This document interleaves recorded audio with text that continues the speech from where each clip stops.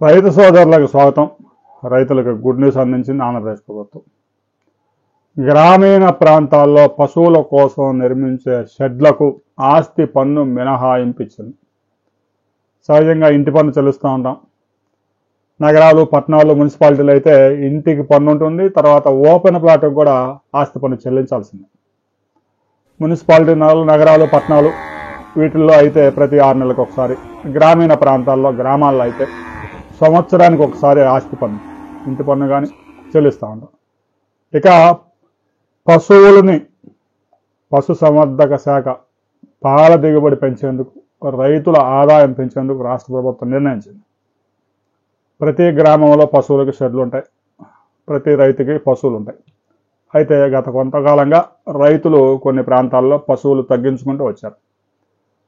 ప్రజలు, యువత ఎలాగైతే ఉపాధి కోసం పట్టణాలకు వలసపోతూ ఉన్నారో, గ్రామీణ ప్రాంతాల్లో పశువులు తగ్గిపోయి పట్టణాలు, పట్టణ సమీప గ్రామాల్లో పశువులు పెరిగిపోయాయి. ఎందుకంటే పట్టణాల్లో లీటర్ పాలు 100 రూపాయలకు అమ్ముకోవచ్చు.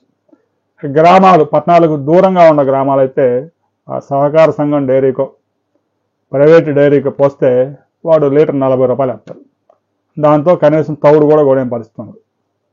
అందువల్ల గ్రామీణ ప్రాంతాలు, పట్టణాలకు దూరంగా ఉండే గ్రామీణ ప్రాంతాల్లో పశు సంపద తరిగిపోతూ ఉంది.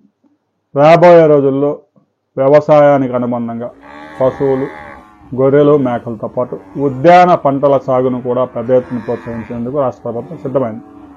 ప్రస్తుతం 50 లక్షల ఎకరాల ఉద్యాన పంటలు సాగు అవుతూ ఉన్నాయి. రాబోయే 4 సంవత్సరాల్లో 1 కోటి ఎకరాలకు తీసుకుపోబోతూ ఉన్నారు. ఇందుకు రైతులకు అవసరమైన మొక్కలు ఉచితంగా వేయటం, ఎరువులు ఇవ్వడం, దాన్ని పంట ఎలా సాగు చేయాలో గైడ్ చేసుకోవడం, శిక్షణ ఇవ్వడం, ఇలాంటి కార్యక్రమాలుగా చేపట్టబోతూ ఉన్నారు. ఇక గ్రామీణ ప్రాంతాల్లో రైతు సోదరులు పశువుల పాకలు, పశువుల షెడ్లు రేకులతో వేసినా, స్లాబ్తో వేసినా, ఎంత పెద్దగా నిర్మించినా దానికి పన్ను చెల్లించాల్సిన అవసరం లేదు. ఇంటి నెంబర్ కావాలంటే తీసుకోవచ్చు, కానీ పన్ను మాత్రం ట్యాక్స్ చెల్లించాల్సిన అవసరం లేదు. మంచి రిలీఫ్.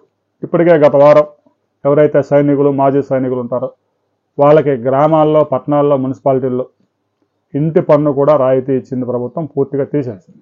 అది కూడా ఒక గుడ్ న్యూస్ అని చెప్పవచ్చు. రాబోయే కొద్ది రోజుల్లో కేంద్ర, రాష్ట్ర ప్రభుత్వాలు పాల దిగుబడి పెంచేందుకు ఒక పెద్ద కార్యక్రమం చేపట్టబోతున్నాయి.